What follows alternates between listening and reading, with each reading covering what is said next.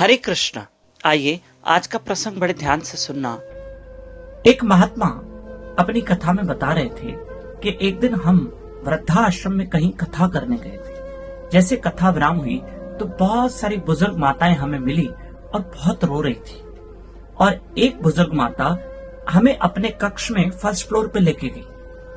और जैसे हम उसके कमरे में गए तो वो माता बहुत रो रही थी और रोते रोते इशारा कर रही थी, बस यूं कर रही थी, यूं कर रही थी। तुमने पूछा, भाई आप क्या बोलना चाहते हो? क्योंकि वो इतना रो रही थी कि उसका बोलना बंद हो गया था और वो सिसकियां ले रही थी। तब किसी अन्य माता ने कहा, गुरुजी मैं बताऊं ये क्यों रो रही है और ये इस तरफ क्यों इशारा कर रही है? बोला बताइए क्यों इशारा कर रही है? तो दूसरी बुजुर्ग माता ने क्या किया, उस तरफ सामने एक विंडो थी, खिड़की थी, और उस माता ने उस खिड़की को खोला और सामने एक बहुत बड़ा आलीशान घर दिख रहा था।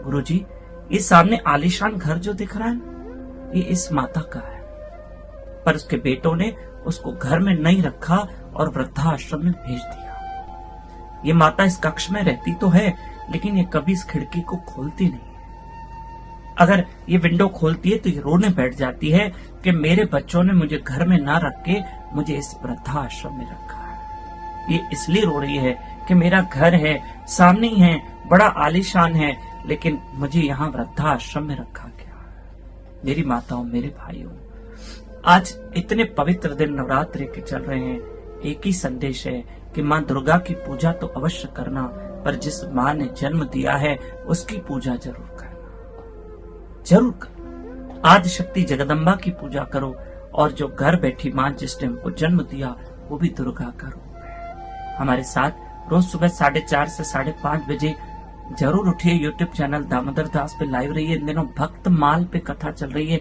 भक्तों की कथाएं सुनिए। अगर हम अपनी भक्ति बढ़ाना चाहते तो अवश्य सुनना चाहिए। और जयपुर वालों का धन्यवाद जिन्होंने भागवत कथा करवाई, जियानी परिवार ने, और भक्तों ने बहुत प्यार दिया। धन्यवाद, धन्यवाद जयपुर वासियों का। हरे कृष्ण।